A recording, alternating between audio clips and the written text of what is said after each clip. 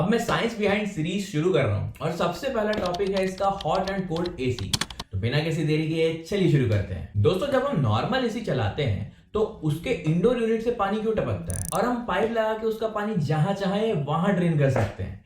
But जब बात आती है हॉट एंड कोल्ड एसी की तो हम कंफ्यूज कर जाते हैं।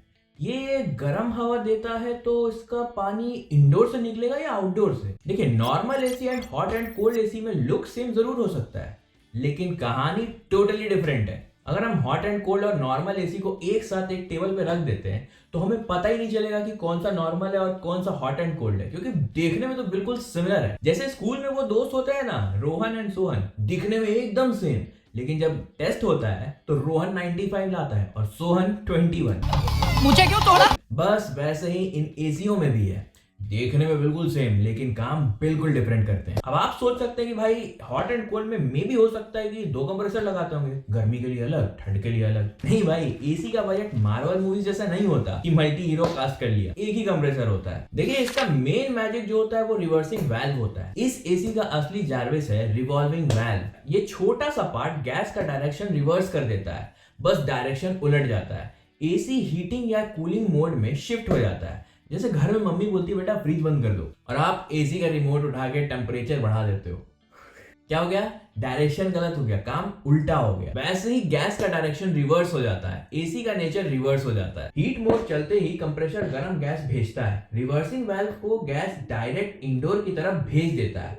इंडोर कॉइल हॉट होता है तो मतलब रूम गर्म हो जाता है, गैस वापस जाकर आउटडोर में कूल होती है। अब इंपॉर्टेंट पॉइंट समझिए, हीट मोड में पानी आउटडोर यूनिट में बनता है। दोस्तों, जैसे अभी बाहर सर्दी पड़ रही है और आपका hot and cold AC room को हीटर बना देता है।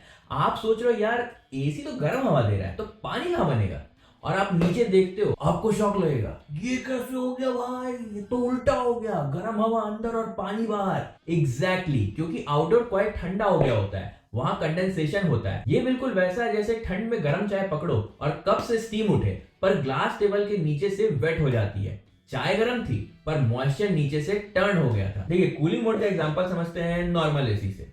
कूलिंग मोड ऑन करते ही कंप्रेसर से हॉट गैस आउटडोर जाती है, आउटडोर यूनिट गैस को कूल कर देता है। कोल्ड गैस इंडोर यूनिट में आकर ठंडी हवा देती है और पानी इंडोर यूनिट में बनती है। जैसे गर्मियों में आप एक ग्लास में कोल्ड ड्रिंक्स भरते हो तो ग्लास के चारों तरफ वाटर की बूंदें जम जाती हैं। कोल्ड सरफेस कंडेंसेशन करता है, कंडेंसेशन के बाद क्या होता है, इंडोर कॉइल ठंडी हो जाती है तो पानी भी इंडोर में बनता है। इमेजिन करिए एसी एक डिलीवरी बॉय है, जिधर वो कोल्ड पार्सल डिलीवर करेगा वहीं पानी का बिल जनरेट हो जाएगा। कूलिंग ओनली एसी, पानी हमेशा इंडोर यूनिट से ही निकलेगा। हॉट एंड कोल्ड एसी का हीट मोड, तो उसमें पानी हमेशा आउटडोर यूनिट से निकलेगा। अब हॉट एंड कोल्ड एसी का कूल मोड, इसमें भी पानी इंडोर से ही निकलेगा। सिंपल है दोस्तों, जहां गैस ठंडी होगी पानी भी वहीं बनेगा। गैस का रूट अगर रिवर्स होता है तो पानी का रूट भी रिवर्स होता है। सो नेक्स्ट टाइम अगर आपको कोई बोले भाई हॉट एंड कोल्ड एसी में पानी किधर से निकलता है, तो आप बिल्कुल चिल्ड होकर बोलोगे,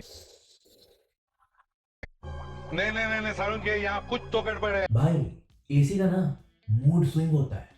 गर्मी में रूम को रुलाता है और ठंड में आउटडोर को।